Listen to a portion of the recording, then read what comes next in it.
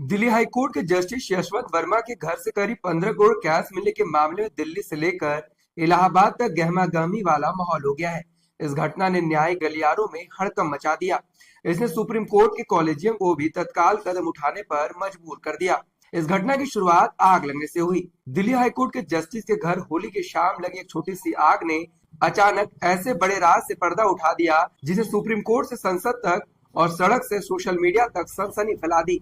वो भी तब जब होली के रंग में पूरा देश रंगा हुआ था।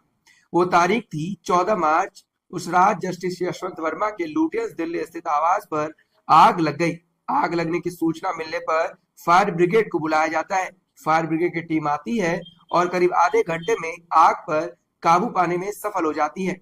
लेकिन बात यहीं खत्म नहीं होती है। इस बीच यहाँ पर 15 करोड़ कैश मिलने का मामला भी उजागर हो जाता है और बात आगे बढ़ती है और फिर सोशल मीडिया पर एक 65 सेकंड का वीडियो तेजी से वायरल हो जाता है।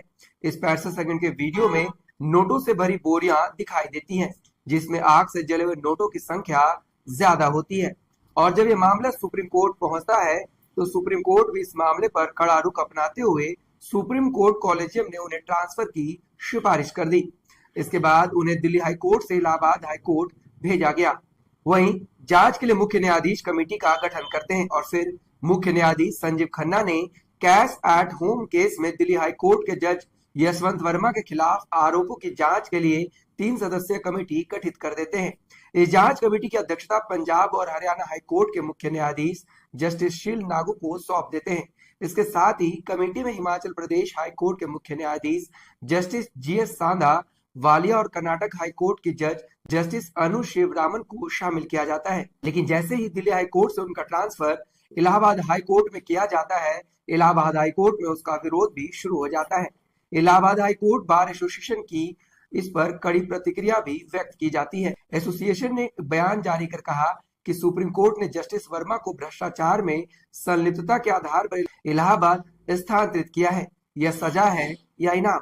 क्या इलाहाबाद हाई कोर्ट कूड़ेदान है? वह इसके बाद विरोध में सोमवार को अधिवक्ताओं ने सांकेतिक हड़ताल भी किया।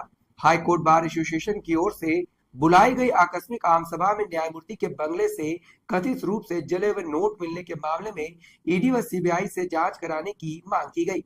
इसके साथ ही प्रस्ताव पारित कर कहा कि महाभियोग चलाया जाना चाहिए। वही जब इस मामले पर अपनी सफाई की जस्टिस वर्मा की बारी आई तो उन्होंने कहा कि घर के स्टोर रूम में जो कैश बरामद हुआ है उससे मेरा या मेरे परिवार का कोई संबंध नहीं है। स्टोर रूम में मैंने या मेरे परिवार के किसी भी सदस्य ने कोई कैश नहीं रखा है।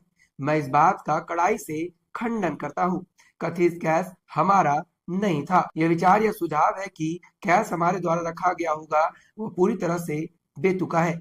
इसके साथ ही उन्होंने मीडिया को नसीहत देते हुए कहा कि मैं केवल यही चाहता हूं कि मीडिया ने मुझ पर आरोप लगाने से पहले प्रेस में बदनाम करने की पहले कुछ जांच की होती। हालांकि इस मामले में नया ट्विस्ट तब आया जब दिल्ली फायर ब्रिगेड के चीफ अतुल गर्ग ने दावा किया कि जस्टिस यशवंत वर्मा के आवास पर आग बुझाने के दौरान फायर फाइटर्स को कोई भी नकदी बरामद नहीं हुई है।